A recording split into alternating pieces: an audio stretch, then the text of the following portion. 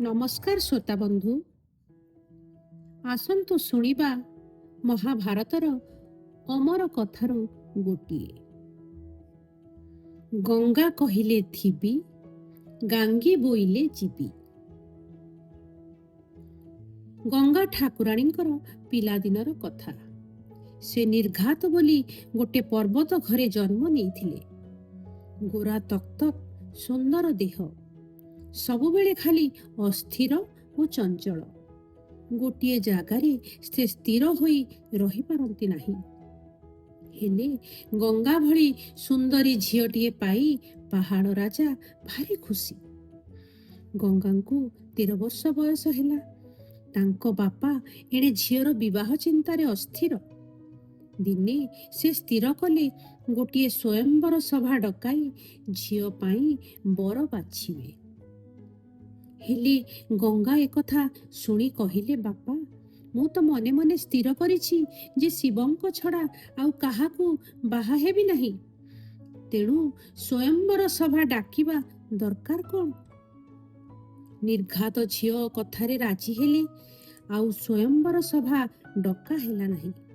କିନ୍ତୁ ହେଲେ କ'ଣ ହେବ, ଭୋଳାନାଥ ଶିବଙ୍କର ଭେଟ ମିଳିଲା ନାହିଁ। ଏଇ ଗଙ୍ଗା ଦେବୀ ତ ବ୍ରତ କରିଥାନ୍ତି ଯେ ଶିବଙ୍କ ଛଡ଼ା ଆଉ କାହାକୁ ବାହା ହେବେ ନାହିଁ। ତାଙ୍କୁ ଅପେକ୍ଷା କରି ସତ୍ୟଯୁଗ ବିତିଗଲା। ସତ୍ୟଯୁଗ ପରେ ତ୍ରେତା ଯୁଗ ଗଲା। ତାପରେ ବର୍ଷ ବର୍ଷ ହୋଇ 12,46 ବର୍ଷ କଟିଗଲା। ତଥାପି ମଧ୍ୟ ଭେଟ ମିଳିଲା ନାହିଁ। ସୋମବଂଶର ରାଜା ଶାନ୍ତନୁ, ସେ ଶିବଙ୍କର ସବୁଠୁ ବଡ଼ ଭକ୍ତ। ପାତାଳପୁରରେ ଥାଇ ସେଦିନ ରାତି ସବୁବେଳେ ଶିବଙ୍କୁ ଭଜନ କରୁଥାନ୍ତି। ଶାନ୍ତନୁଙ୍କ ତପସ୍ୟାରେ ଖୁସି ହୋଇ ମହାଦେବ ନିଜେ ଯାଇ ଥରେ ପାତାଳରେ ପହଞ୍ଚିଲେ ଓ କହିଲେ, ଶାନ୍ତନୁ, ତୁମେ ଆଜିଠାରୁ ହେଲ ଦ୍ୱିତୀୟ ମହାଦେବ। ଏବେ ତୁମେ ମର୍ତ୍ତ୍ୟକୁ ଯାଅ। ଶାନ୍ତନୁ ସେଇଆ କଲେ। ଶୂନ୍ୟରୁ ଲକ୍ଷେ ଡମ୍ବରୁ ଡିବି ଡିବି ହୋଇ ବାଜିଲା। ଗଳାରେ ରୁଦ୍ରାକ୍ଷ ମାଳ, ଦେହରେ ବିଭୂତି, ବାମ ହସ୍ତରେ ପିନାକ ଧନୁ ଓ ଡାହାଣ ହସ୍ତରେ ତ୍ରିଶୂଳ ଧରି ସେ ବାହାରିଲେ। ଦ୍ୱିତୀୟ ଶିବ ଶାନ୍ତନୁ ବୁଲି ବୁଲି ଯେତେବେଳେ ପର୍ବତରାଜା ଦେଶରେ ପହଞ୍ଚିଲେ, ସେତେବେଳକୁ ଗଙ୍ଗା ଦେବୀ ଗୋଟିଏ ଗଛ ତଳେ ତପସ୍ୟାରେ ଥାନ୍ତି। ସେ ଭାବିଲେ, ତାଙ୍କ ବ୍ରତ ପୂରଣ କରିବା ପାଇଁ ଏତେ ଦିନେ ଶିବ ନିଜେ ଆସିଗଲେ।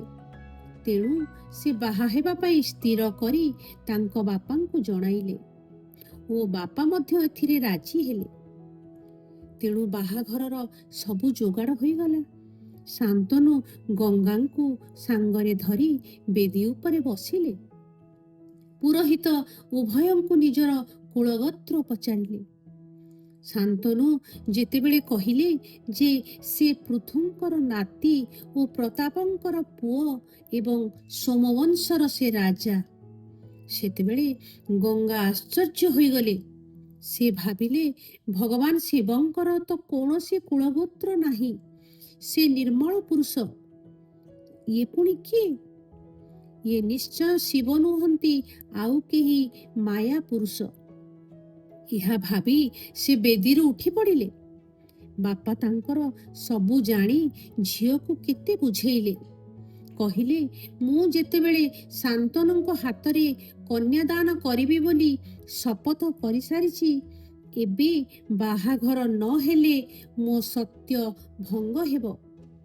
ଗଙ୍ଗା କହିଲେ, ମୁଁ ତ ଶପଥ କରିଥିଲି ମହାଦେବଙ୍କୁ ବାହା ହେବାକୁ।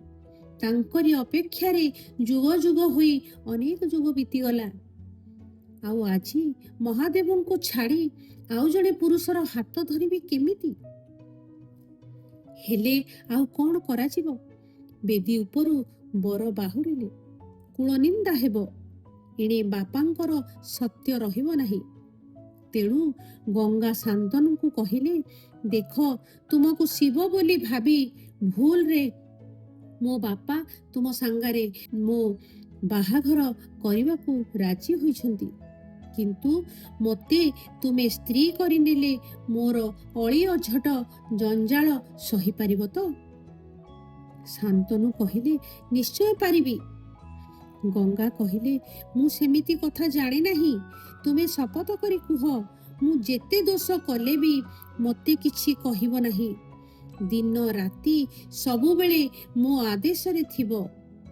ଖୁବ୍ ଆଦରରେ ଗଙ୍ଗା ଗଙ୍ଗା ବୋଲି ଡାକୁଥିବ।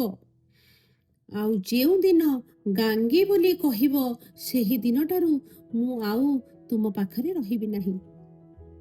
ଶାନ୍ତନୁ ଏ କଥାରେ ରାଜି ହେଲେ। ବାହାଘର ହେଲା। ଗଙ୍ଗା ଶାନ୍ତନୁଙ୍କର ସ୍ତ୍ରୀ ହୋଇ ରହିଲେ। ଗଙ୍ଗା ହେଉଛନ୍ତି ଭାରି ଅଝଟି, ଜଞ୍ଜାଳି, କିନ୍ତୁ ଶାନ୍ତନୁ ଧୀର ସ୍ଥିର, ଧାର୍ମିକ ଓ ସରଳ। ସେ ସବୁବେଳେ ଗଙ୍ଗାଙ୍କ କଥାରେ ଥାଆନ୍ତି, ଗଙ୍ଗାଙ୍କ ମନ ନେଇ କାମ କରୁଥାନ୍ତି। ଗଙ୍ଗାଙ୍କ ଯୋଗୁଁ ତାଙ୍କର ଯେତେ ବ୍ରତ ଉପବାସ ସବୁ ଛାଡ଼ିଲେ। ଏହିପରି ଅନେକ ଦିନ କଟିଗଲା। ଗଙ୍ଗାଙ୍କର ଗୋଟିଏ ପୁଅ ହେଲା। ଶାନ୍ତନୁ ଏହା ଦେଖି ଭାରି ଖୁସି ହେଲେ। ମାତ୍ର ଗଙ୍ଗା ସେ ପୁଅକୁ ଦ୍ୱିଖଣ୍ଡ କରି ହାଣି ଫୋପାଡ଼ି ଦେଲେ। କିଛି ଦିନ ପରେ ପୁଣି ଗୋଟିଏ ପୁଅ ହେଲା। ଗଙ୍ଗା ତାକୁ ବି ସେହିପରି ହାଣି ଫୋପାଡ଼ି ଦେଲେ। ତାପରେ ପୁଣି ଗୋଟିଏ ପୁଅ, ତାପରେ ପୁଣି ଗୋଟିଏ ପୁଅ, ଏହିପରି 6ଟି ପୁଅ ହେଲେ ଓ ଗଙ୍ଗା ସମସ୍ତଙ୍କୁ ସେମିତି ହାଣି ଫୋପାଡ଼ି ଦେଲେ। ଭୟରେ ଶାନ୍ତନୁ କିଛି କହନ୍ତି ନାହିଁ। ଦିନେ ଗଙ୍ଗା ମନରେ ଭାବିଲେ, ଶାନ୍ତନୁଙ୍କ ସାଙ୍ଗରେ ତ ମୋର ଅନେକ ଦିନ କଟିଗଲା। ମୁଁ ତାଙ୍କୁ ଯେତେ ଦୁଃଖ ଦେଲେ ମଧ୍ୟ ସେ ସବୁ ଆନନ୍ଦରେ ସହି ଯାଉଛନ୍ତି। ଦିନେ ହେଲେ ଗଙ୍ଗା ଛଡ଼ା ଗାଙ୍ଗୀ ପଦ ତୁଣ୍ଡରେ ଧରିଲେ ନାହିଁ। ମୁଁ ତାଙ୍କୁ ଛାଡ଼ିବି କେମିତି? ଭାଗ୍ୟକୁ କିଛି ଦିନ ପରେ ପୁଣି ଗୋଟିଏ ତାଙ୍କର ପୁଅଟିଏ ହେଲା। ଗଙ୍ଗା ସବୁଥର ପରି ଏଥର ମଧ୍ୟ ତାକୁ ହାଣିଦେବା ପାଇଁ କଟୁରୀ ଧରିଲେ। ଶାନ୍ତନୁ ଆଉ ସହିପାରିଲେ ନାହିଁ।